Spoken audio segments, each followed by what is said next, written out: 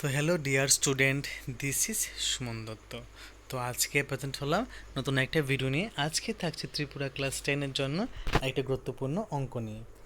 একটি বলয়াকৃত বলয়াকৃত লোহার পাতের ভিতরে ও বাইরে ব্যাসের দৈর্ঘ্য যথাক্রমে 18 সেমি এবং 32 সেমি। বলয়টির ক্ষেত্রফল কত? তো কি লিখবে? প্রথমে লিখবে যে বলয়টি লোহার পাতের ভেতরে ব্যাসের দৈর্ঘ্য 18। ভেতরটা কত? 18 এখানে দিয়েছি, ঠিক আছে। ভেতরে ব্যাসের দৈর্ঘ্য কত? 9। এখানে যা দিয়েছে, কি দিয়েছে? 18 আর 9। বলয়াকৃতি লোহার পাতের বাইরের ব্যাসার্ধ কত? 32 এবং বাইরের ব্যাসের দৈর্ঘ্য 16, ঠিক আছে।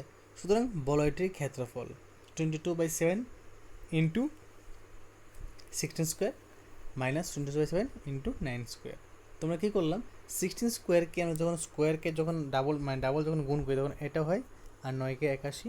তারপর এইটা আর এর মধ্যে যে কোনো একটা কমন নেব, ঠিক আছে। কমন নেওয়ার পর নেওয়ার পর আমাদের কাছে এটা আছে না, তো এটা কী হবে? এটা মাইনাস হয়ে যাবে। কত হবে? 175 হবে। তো 7 দিয়ে 175 কাটলে হবে 25। তো 25 দিয়ে 22কে গুণ করলে কত হবে? 550 বর্গসেমি, ঠিক আছে। এটা হলো এই অঙ্কের সম্পূর্ণ উত্তর। তো যদি আজকের ভিডিও তোমাদের কাছে ভালো লাগা থাকে, অবশ্যই ভিডিওটা সবার কাছে শেয়ার করবে। এবং দেখো, তোমাদের কাছ থেকে শুধুমাত্র আমি 1 থেকে 2 মিনিট নেই। ওই 1 থেকে 2 মিনিট যদি তোমরা ভিডিওটা স্ক্রল করো না, দেখবে অনেক কিছুই শিখে যাবে। আর যদি সেম টু সেম অঙ্ক আসে না, তাহলে তো আর কিছু করার নেই, তোমরা 5-এর 5 পেয়ে যাবে। আর যারা এই ভিডিওটাকে আবার দেখতে চাও, তোমরা অবশ্যই প্লেব্যাক করে দেখে নেবে।